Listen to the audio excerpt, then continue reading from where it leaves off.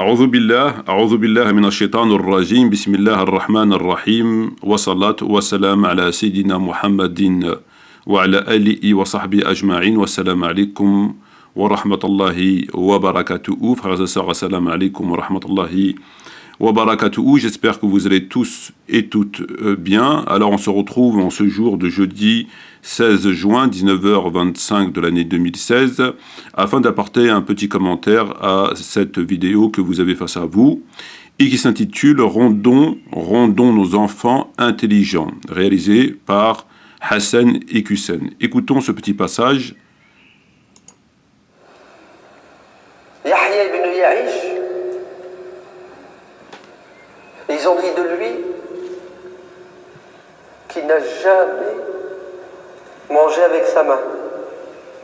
Pas parce qu'il était manchot, c'est parce qu'il ne s'arrêtait jamais de lire. Vous allez dire, il fait comment alors pour manger? Il y avait sa sœur qui n'était pas mariée, qui vivait avec lui, qui s'occupait de lui, et au moment du repas, elle lui mettait dans la bouche la nourriture avec une cuillère, comme un bébé. C'est comme une maman nourrit son bébé. C'est-à-dire qu'il ne voulait pas perdre de temps à table. Il faisait deux choses en même temps. Il lisait et sa sœur lui donnait à manger, comme un bébé. C'est beau, non, vous ne trouvez pas? Voilà. Alors il nous a raconté une histoire fort extraordinaire d'un certain Yahya ibn Ma'ish qui aimait tellement la lecture à un point tellement extraordinaire que celui-ci continuait à lire pendant que sa propre sœur lui donnait à manger comme un bébé. Vous voyez, quand vous donnez des pots à un bébé, c'est pareil. Lui, il s'arrêtait pas de lire et sa sœur lui donnait à manger comme un bébé. Et il trouve ça beau. Il a dit c'est impressionnant, c'est beau, c'est magnifique. Il en est tout retourné. Alors, en fait, on a affaire en la personne de ce Yahya ibn Ma'ish à quelqu'un qui est mieux qu'un prophète, en fait. Parce que les prophètes, jusqu'à preuve du contraire, jusqu'à nouvelle donne, ils mangeaient eux-mêmes. J'ai jamais entendu qu'un prophète, on va me dire peut-être qu'un prophète ne lisait pas, mais quand même, ou un compagnon, ou un apôtre, ou des gens pieux. Je veux dire, chacun son estomac, chacun ses mains, chacun ses besoins, etc. Donc, moi, je pense surtout que c'était ni plus ni moins qu'un extrémiste, peut-être à tendance soufie, genre d'individu, lorsqu'il regarde une femme plus d'une seconde et 31 millième, il se crève l'œil. Il en a existé ça dans l'histoire. Alors bon, bien évidemment, inutile de se demander qui faisait la vaisselle dans ce foyer. Ça devait aller pour lui, il ne devait pas faire grand-chose à la maison. S'il n'avait même pas le temps de manger, je pense pas qu'il allait faire la vaisselle ou des choses comme ça. J'avais entendu aussi des histoires, mais pas tellement à ce point extraordinaire, concernant d'autres savants, par exemple, qu'Al-Albani, rahimahullah, il était monté sur une échelle dans une bibliothèque pour chercher un livre, et finalement, il est tombé sur un livre, il a commencé à le feuilleter, et il était tellement attiré par la lecture qu'il est resté toute la journée en haut de l'échelle, sans bouger, et voire même plusieurs semaines. Je sais pas, c'est une histoire qui... Il y a des variantes. Certains diront toute la journée jusqu'à minuit, d'autres 2 jours, d'autres une semaine, etc., etc. C'est un petit peu le même genre, mais là, pas à ce point. Là, c'est la première fois que j'entends que quelqu'un c'est pas lui qui mange, quoi.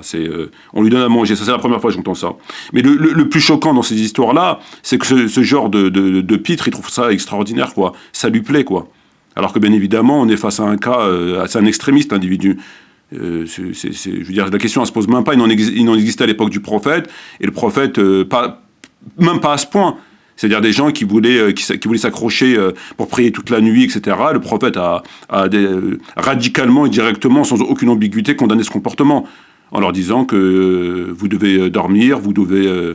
voilà, je veux dire... donc ça a été... Mais là, il a mis encore la barre plus haute avec son Yahya ibn Ma'ish. Mais bon... Il prend... Donc, en fait, moi aussi, je connais un savant, mais lui, il mange directement les pages. Il lit pas le livre. Il mange directement les pages du livre pour mieux apprendre. C'est impressionnant, hein. C'est vraiment... il mange directement les pages. Lui, il se prend pas la tête, il il mange les pages, en fait. Et j'en connais un autre, par contre, un autre grand savant, lui, c'est carrément attaché à une toilette sur lui. Comme il voulait pas perdre de temps pour aller aux toilettes faire ses besoins, et ça lui prenait trop de temps, le temps de se déplacer de tel à tel endroit, il s'est carrément attaché à une toilette sur lui. Comme ça, il perdait pas de temps, tu vois. Ouais. Et en fait, j'en connais aussi un autre, mais lui, c'est vraiment un très très grand savant. C'est vraiment un très très grand savant. Et d'ailleurs, c'est peut-être même le maître de Yahya ibn Ma'ish. C'est peut-être même son maître. Hein. C'est pas impossible. Hein. Il faudrait que je fasse des recoupements et des analyses des textes, mais c'est peut-être son maître. En fait, lui, c'est pas sa sœur, mais c'est sa femme. Elle mangeait à sa place.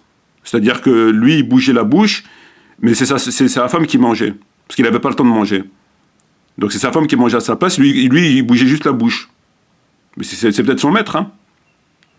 Et un autre, en fait, c'est son fils. Il allait faire les besoins dans les toilettes à sa place. C'est impressionnant, hein. Ouais, il allait carrément dans les toilettes et il faisait les besoins à la place du savant. Et d'ailleurs, il y en a un autre, si ma mémoire est bonne, et c'est d'ailleurs peut-être le shir de tous ces shirs, de tous ces chouyours. Ah ben lui, en fait, c'est son chat qui respirait à sa place. Son chat, il respirait à sa place. Comme il n'avait pas le temps de respirer, ben c'était son chat qui respirait à sa place. Voilà. Voilà. Ben, pendant qu'on y est, pourquoi pas. Donc voilà où on en est. Ben, on a les prédicateurs qu'on mérite. Hein. En dehors du fait qu'ils sont complètement ignorants et profondément fourbes, ils sont aussi de véritables pitres. Parce qu'il est bien évident que ce genre de comportement n'a rien à voir avec l'islam. Ça, je veux dire, on a des textes très clairs sur ce truc. Quand tu vas faire tes besoins, tu vas le faire tout seul. Tu ne vas pas dire à quelqu'un de te tenir de la baguette parce que tu n'as pas le temps, il faut que tu lises. Enfin, bon. Bref. Donc voilà, c'est une petite réaction par rapport à cet extrait. Je suis tombé sur cet extrait vraiment de façon fortuite. Et voilà. Donc, pour terminer, comme je vois qu'il me reste 2 minutes, je crois. Je voulais simplement dire que concernant mes pages Facebook, elles ont sauté toutes les deux, toutes les 3. J'en avais 3, Maître Mati Mamar, Nordine, Mati et ma page professionnelle. Donc elles ont sauté les 3, je ne sais pas pourquoi. Peut-être une vidéo que j'ai visionnée, qu'on m'a envoyée. Je ne suis d'ailleurs pas le seul. Je ne rouvrirai pas de page parce que déjà je voulais partir et bon là ça tombe bien, comme ça je m'en vais. Ensuite, je voulais passer un message à un frère, parce que ce frère m'avait demandé Tafsir de Tabari, et malheureusement, son adresse est restée en MP, en fait. Et donc, comme mon compte a sauté, j'ai plus accès à son adresse. Donc, si le frère écoute cette petite vidéo, il serait sympa de sa part de me contacter via ma boîte mail, metmati12@.fr, metmati12@.fr, et de m'envoyer ses coordonnées afin que je puisse lui envoyer les livres en question. Voilà. Sur ce, shukran jazirin wa assalamu alaikum wa rahmatullahi wa barakatuhu, sahafturkum, et que Dieu vous garde, et vous préserve, et vous éloigne des débiles. Amin.